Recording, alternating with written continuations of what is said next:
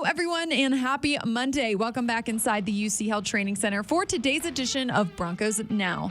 Team reporter and host Sydney Jones here. And coming up on today's episode, we'll hear from head coach Nathaniel Hackett as he reflects on Sunday's game. Plus, Broncos lead writer Aric DiLalla joins the show to take a more in-depth look at the Broncos win. All that and more coming up.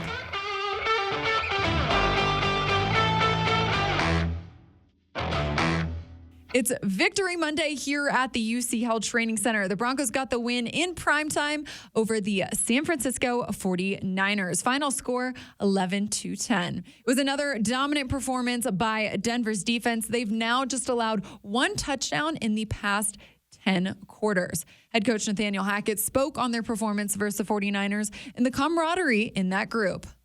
Those guys play so well together. You know, they've been in a familiar system together, so which is always great. And then there's a couple new wrinkles that have been thrown in there, and I think it's just great to see them all fit off of each other and communicate and talk, especially when the crowd's loud. I mean, to be able to get that communication done is huge, and even with Justin Simmons not there, all those guys are working so well. I give so much credit to Ejiro, CP, Marcus, Bert, Pete. Dom, all those guys have done such a great job bringing those guys together, and they really play well together. I think whenever you look at good defenses, like just the one that we faced yesterday in the Niners, that have been consistently a very good football team and a very, very good defense, and you see those guys fit off of each other. And I think that especially when you're starting to call some pressures and things like that, everybody has to have their gap integrity. And I think there were a lot of good instances of that, especially when you're playing a very good run team. Because run offenses are always looking to try to get you out of a gap. And those guys really stuffed all those gaps. So I thought they did a really good job just playing together. And in terms of the offense, Coach Hackett discusses some of the struggles and miscues we've seen from them over the past 3 weeks. He emphasizes that it's just a transition period as they continue to master this new system. Yeah, I think, when you look at it, you look at Russell's been in one place for his whole career. And then he comes here. He's got a new coaching staff, new city, new fans, new press, new system, new people that he's going out there and playing with. So it's not as easy as just going out there with anybody and playing ball. And so I think that we're all working through all kinds of things. I'm working through things with him on making sure I'm calling the proper plays for him, that the players are running the right routes, and it just kind of goes, it's just that whole thing, just everybody working together. And there's been some good and there's been some bad. And we just got to make sure we have more good than bad as we continue to move forward. Coach Hackett also went on to discuss what he thinks this offense's identity is. Yeah, I think that we have things that we have a foundation that we're trying to accomplish. I think that some of those things show up. When you play different defenses, there are certain things that you can do and certain things you can't do. So I think that we had to go a little bit off last week, or yesterday, I guess, versus the Niners because of how they play their defensive front and their coverages. But there's definitely things that we want to have a staple of what we do, and the guys believe in that stuff. We just have to continually execute it better. The small things, we got to make those easy plays when those things are there. And I think as we do that, we'll be more efficient. Coach Hackett ended his press conference today talking about the relationships on this team. He said that it's something really special here in Denver and that they all play for each other out there. I think it all starts with the relationships that you build as a team. You need to start as a team first. All the football stuff that we do, those things are easily correctable. When you put it on the tape and you say you should have run here, or you should have thrown the ball here, you should have blocked that guy, or you should have fit in that gap. Those things are very, black and white, very simple to see. But to be able to create a team, guys that play for each other, is something special. And I think that there was a lot of that you saw yesterday. I mean, it was unbelievable a couple times. I mean, just the defense supporting the offense coming through at the end. Like those things that's why you do this profession, because everybody runs plays, everybody calls defenses. But to see guys unite together through anything is what makes really great teams. And now we have so much improvement we need to do. I mean, offense, defense, special teams, we can get better, and we all know that. But when you play for each other, when you pick a guy up, when you defend him, when you block for him, just that little extra, those are the things that you get those extra inches. Now joining me here inside the Broncos podcast studio for a game recap is Broncos lead writer Aric DiLalla. Aric, Broncos get the win in primetime. Yeah, that was an exciting game. Probably not what you want to see from the offense at the beginning. No. Really for most of three and a half quarters, but they found a way to get it done, and that was as exciting, as exhilarating an end as I can remember during my 7 seasons here. I mean, that was a fun one. It was. What a wild final 5 minutes of the game. Aric, we predicted a 1-point game. That's right. Yeah, we thought it was going to be a close game. We thought a few more points there, but we knew this was going to be a defensive battle. San Francisco's really good, especially up front, and they challenged the Broncos all game long against the Broncos offense. It was a struggle. It was a grind, but ultimately Russell Wilson did what we know Russell Wilson can do and led that game-winning drive, showed his mobility, and then the defense did its part to keep the Broncos in the game. Yeah, Aric, let's talk about the defense first today. You know, they had another dominant performance. 4 sacks, 2 fumble recoveries, an interception, a safety. I heard from Draymond Jones in the locker room following the game, and he said, even though it's still early in the season, he thinks that they might be one of the top defenses in the league, if not the best defense in the league. Yeah, I mean, they're playing like it right now. They've allowed, 1 touchdown in the last 6 quarters of play, or 10 quarters of play now. And really, they stepped up when they needed to. They allowed that long touchdown drive there on the second drive of the game. And after that, they were able to essentially shut out the 49ers for essentially most of the rest of the game. They had 8 consecutive drives with a stop. They obviously recorded 2 points of their own with that safety. Could have been a pick 6 if Jimmy G didn't step out. Yeah, poor Bradley. I know. And then, they were able to hold the 49ers there at the end of the game. Last year we saw so many times, and really over the last few years, we saw opportunities where the Broncos had a chance to end the game, get off the field, secure a win, and they weren't able to do so. Well, last night, 2 times, the 49ers had a chance to go down the field and just needed a field goal to retake the lead.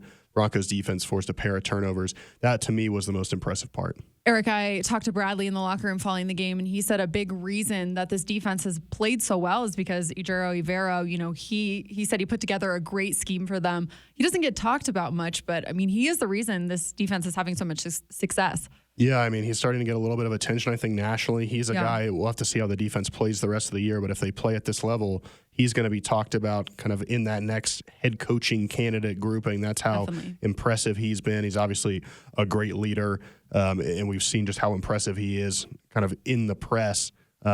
He's a future star in the making, it seems. And, between him as a first-time play caller, seemingly having the right mix of coverages and blitzes dialed up, I would say that's a thing that I really enjoy about his defense is that it's a similar scheme to Vic Fangio, but he seems to bring pressure a little bit more in really important situations, and it's paid off for the Broncos. But between that play calling, the way the Broncos defenders are going out there and executing, this unit is playing at an elite level, and obviously the offense needs to get things going. They're trying to figure things out. But kind of as they do that, to have a defense that's playing at this high level, that's about as good of a backup plan or safety blanket as you can ask for. Absolutely. Now let's switch to the offense. You mentioned it a little bit earlier, but they couldn't really get going until the 4th quarter. They had 9, I believe, 3 and outs. What do you kind of hope to see from them moving forward as, they finally clicked, but it was late in the game? Yeah, I mean, it was just a struggle. Like I said before, it was a grind. This is a really good defense. I mean, that might be the best defense in the NFL, especially their front, with Nick Bosa, Fred Warner, guys really all over the field that can make plays. And the Broncos, there were times when they got something going. I mean, they went 3 and out a bunch of times, like you mentioned, Sydney, but there were also opportunities where they were close. They were in 49er territory, and then just a penalty here or a sack here, it took them out of field goal range or pushed them back. They've got to find a way to correct those little things. But listen, Nathaniel Hackett said after the game they wanted to play smart, so they weren't taking unnecessary shots. They knew they were going to have to dink and dunk down the field a little bit just based on the way San Francisco plays defense. And they got it done. I mean, it was not pretty. They've got to be better. They're going to have to score more points to win consistently week in and week out. But I also don't want to take away from the fact that they put it together when it mattered, and they drove down the field. Russell Wilson made plays with his legs. Kendall Hinton made a huge catch. Cortland Sutton made a big play, and they were able to find a way to get it done. So this offense will be better. They're going to get better. But it's nice to know that even when things aren't working, if the defense plays the way it did, Russell Wilson and company will find a way at the end of the game to get it done.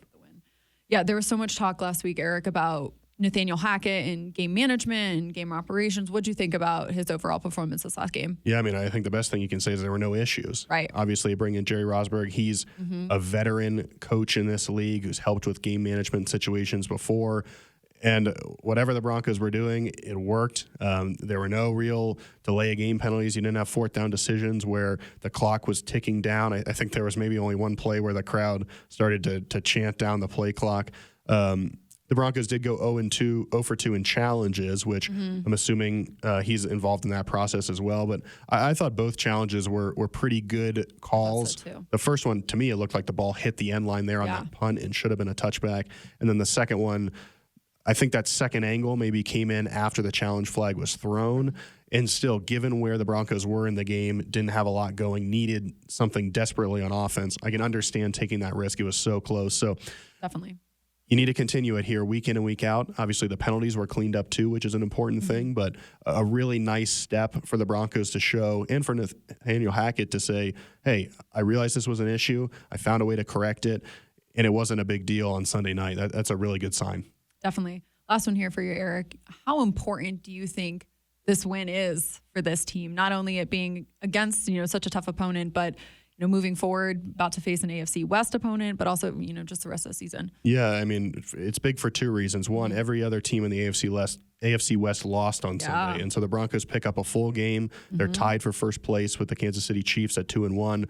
Obviously, the Chargers dropped to 1-2. Justin Herbert's hurt there, so we'll have to see what happens. And then the Raiders dropped to 0-3. So the Broncos are in a good spot within their division. So that's really important, just to collect these wins when you can, stay in the race. And then I just think it's the way that they won in terms of the defense playing lights out and showing, hey, we can get these stops that we maybe haven't gotten in previous years. That tells them something.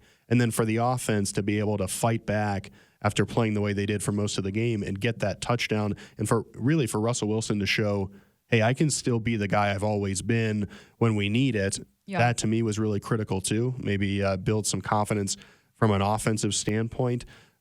This feels to me, I don't know this for sure, Sydney, but back in 2012, the Broncos had that come from behind win over the Chargers.